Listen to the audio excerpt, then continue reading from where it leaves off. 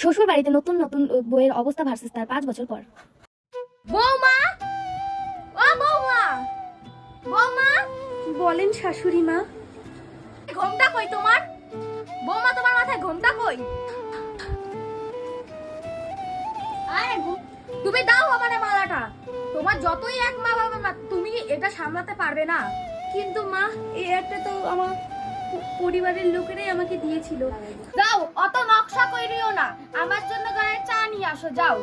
ঠিক আছে শাশুড়ি মা, আমি আপনার জন্য চা নিয়ে আসি। ছি, তোমার বাবা মা কিছু শিখায় নাই, এমনিতেই তো গরিবের মেয়ে, আবার ফেলা চা নিয়ে আসছো। কি বললেন মা আপনি এটা?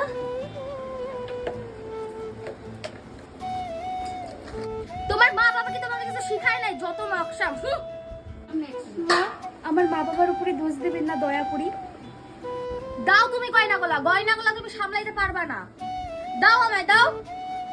না মা, নিবেন না মা, দয়া করে নিবেন না। এগুলা সব আমাকে আমার স্বামী দিয়েছিল, এই একটাই মাত্র স্মৃতি ছিল আমার। দাও, তুমি সামলাতে পারবে না, বরঞ্চ এগুলো আমার কাছেই থাকুক। যাও, তুমি সামান্য চাই বানাতে পারো না, আবার চুরি সামলাবে কি করে গয়না? এগুলো বরঞ্চ আমার কাছেই থাকুক। আর কানের গুলো দিয়ে দাও আমায়। মা, দয়া করে আমার কানের গুলো নিবেন না মা, দয়া করে, এটা আমার একমাত্র স্মৃতি ছিল মা, দয়া করে নিবেন। মরণ, যত সব নকশা। দয়া করে এরকম করবেন না মা। মা, ক্ষমা করে দেন মা, আমি আর এরকম কখনো করবো না।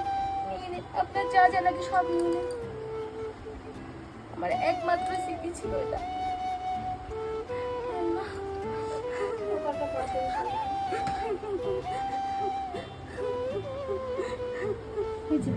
যত সব ঢং, একটু না পড়ে গিয়েছে তার আবার এত ঢং। যত সব আমার কপালেই জোটে।